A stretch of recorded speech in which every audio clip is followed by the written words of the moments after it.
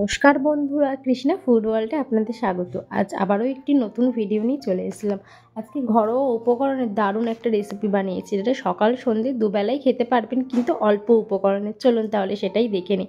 প্রথমে একটা বড় পাত্র নিয়ে নিয়েছি, তার মধ্যে একটা ছোট বাটির 1 বাটি সুজি নিয়েছি, আর সেই 1 বাটিরই জল নিয়েছি। নিয়ে একটা হাতা দিয়ে খুব ভালো করে এই সুজিটাকে জলের সাথে মিশিয়ে নিয়ে আমি কিন্তু প্রায় 10 মিনিট ঢাকা দিয়ে রেখে দেবো, যেন সুজিটা খুব ভালোভাবে ফুলে যায়। আর এইদিকে কিছু সবজি কেটেছি, বিনস, গাজর, পেঁয়াজ, টমেটো, ধনেপাতা, সাথে নিয়েছি হলুদ ক্যাপসিকাম, লাল ক্যাপসিকাম, আর নিয়েছি কাঁচা লঙ্কা কুচি।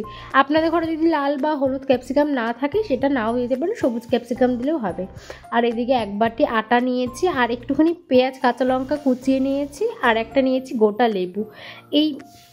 এই যা উপকরণ নিয়েছি, এই উপকরণ দিয়ে কিন্তু আজকে এই স্ন্যাক্স রেসিপিটা বা সকালের জলখাবার রেসিপিটা কিন্তু দারুণ লাগে খেতে। দেখুন 10 মিনিট এদিকে হয়ে গেছে, সুজিটা ভালো নরম হয়ে গেছে, ফুলে গেছে। এবার ওই বাটির আবারও 1 বাটি জল দিয়ে প্রথমে আমি আটাটা দিয়ে দিচ্ছি, দিয়ে একটু ভালো করে মিশিয়ে নেব। তারপরে পরিমাণ মতো আবারও জল দেব। এটা কিন্তু একটা থিক ব্যাটার হবে, খুব পাতলা নয় ও খুব মোটা নয়। যেমন নর্মালি আমরা চিলা বানাই সেই রকম টাইপেরই কিন্তু এটার মাখাটা হবে, ব্যাটারটা সেরকমই হবে।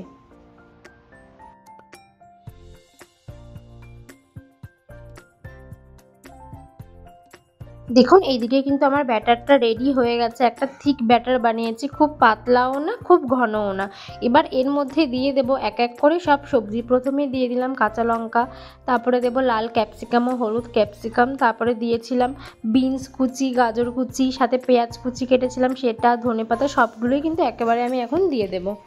দিয়ে এটাকে খুব ভালো করে কিন্তু মিক্সড করতে হবে। যত সবজি দেবেন এই খাবারটা একটু কালারফুল হবে আর খেতেও টেস্ট হবে। বাচ্চাদের জন্য তো ভালোই না, এমনিতে সবজি খেতে চায় না, এই ক্ষেত্রে এভাবে যদি সবজিটা দেন তাহলে বাচ্চারা কিন্তু ভালোভাবেই খেয়ে নেবে। এবার দিয়ে দিয়েছি স্বাদ অনুযায়ী নুন ও একটা অর্ধেক লেবুর রসটা আমি কিন্তু পুরোটাই এর মধ্যে দিয়ে দিচ্ছি। দিয়ে এবার খুব ভালো করে মেশাবো। আর সাথে দিয়েছিলাম অল্প একটু চাট মশলা পরে আবার আমি দিয়েছিলাম একটু গোলমরিচ গুঁড়ো, দিয়ে কিন্তু খুব ভালো করে এটাকে মিশিয়ে নিতে হবে।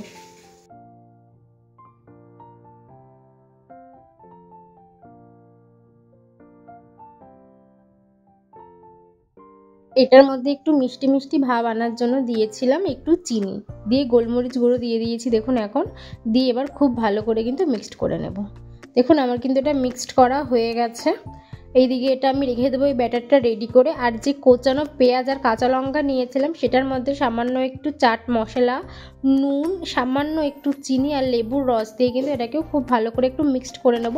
এটাকে দেবো কিন্তু ব্যাটারটা যখন দিয়ে দেবো কড়াইয়ের মধ্যে বা ফ্রাই প্যানের মধ্যে, তখন এর ওপর থেকে দিয়ে দেবো। মানে এটা একটা মেনলি একটা পুরের মতো কাজ করবে, বাট খেতে কিন্তু ভীষণ লাগে, টক টক হবে। তো এটা লেবুর পরিমাণটা এখানটায় একটু বেশি হয়, সেক্ষেত্রে কিন্তু এটা খেতে খুব ভালো লাগে।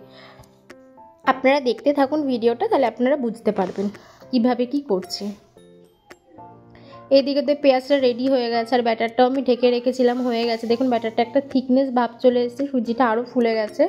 এবার আমি গ্যাসে ননস্টিকের ফ্রাই প্যান বসিয়ে দিয়েছি, তার মধ্যে এটা একটু গরম হলে সামান্য একটু তেল দেবো, যেন একটু ভাজার জন্য। এখানে বেশি তেল প্রয়োজন হয় না, একদমই অল্প তেল লাগে। একবার একটু বেশি তেল দিলে পরের বার থেকে তো তেল একদমই অল্প লাগে, না দিলেও চলে। দেখুন তেলটা গরম হয়ে গেছে, আমি হাতা দিয়ে এবার 3 চামচ মতো দিয়ে দেবো। দিয়ে হাতা দিয়ে প্রথমে চারিদিকটা একটু ছড়িয়ে দেব। হাতা দিয়ে চারিদিকে ছড়িয়ে দেওয়ার পরে দেখবো যদি না হয় তখন একটু যদি পারেন হাত দিয়ে ছড়িয়ে দেবেন, নয়তো একদম পাতলা কিছু নিয়ে যদি ছড়িয়ে দেন আরও ভালো হয়। তাহলে এটা একটু পাতলা হবে, মোটা হবে না, আর ভাজতে বেশি সময়ও লাগবে না। দেখুন আমি হাত দিয়ে কিন্তু চারিদিকে ছড়িয়ে দিচ্ছি।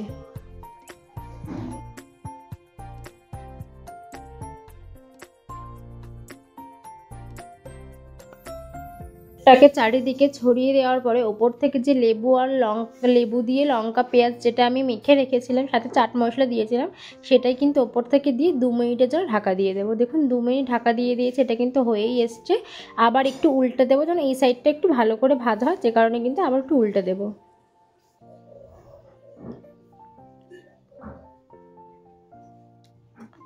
দেখুন আমি উল্টে দিয়েছি, এবার এই পিঠটা হোক, এটাও 2 মিনিটের জন্য ঢাকা দিয়ে রাখবো। ঢাকাটা খুলে নিয়েছি, দেখুন আমার কিন্তু এটা হয়েই এসছে। এবার দেখুন আমি এটা নামিয়ে ফেলবো। আমার কিন্তু একটা হয়েই গেছে, এবার আমি নামিয়ে ফেলেছি। দেখুন আমি আর একটার জন্য এবার কিন্তু একদমই সামান্য তেল দিলাম। এই তেলটা না দিলে হতো, একটু দিচ্ছি যেহেতু প্রথম দ্বিতীয়টা ভাজছি, একটু তেল লাগে প্রথম দুটো একটা ভাজতে, তাই দিয়ে দিয়েছি। দিয়ে আমি আবারও হাত দিয়ে চারিদিকে স্প্রেড করে দিচ্ছি।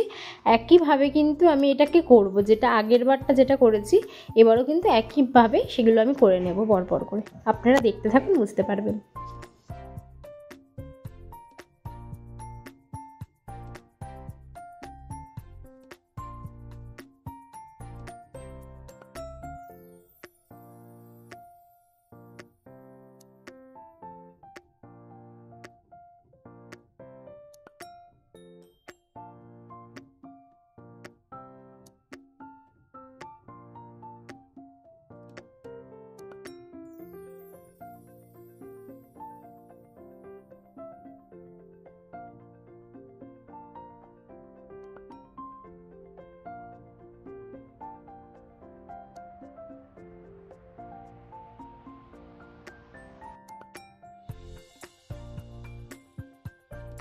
এখন আমার পরেরটাও তো ভাজা হয়েই গেল। এবার আমি এটাকে তুলে সাইডে করে রেখে দিচ্ছি।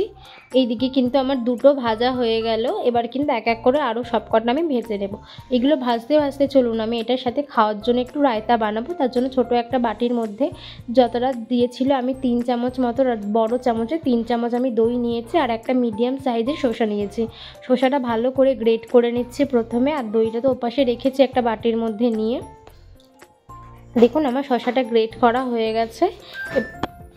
শসাগুলো গ্রেট করে একটা পাত্রের মধ্যে তো রেখেছি, তার মধ্যে প্রথমেই দিয়ে দিলাম সাদা নুন, যেটা আমরা নর্মালি যে ঘরে নুনটা খাই সেই নুন।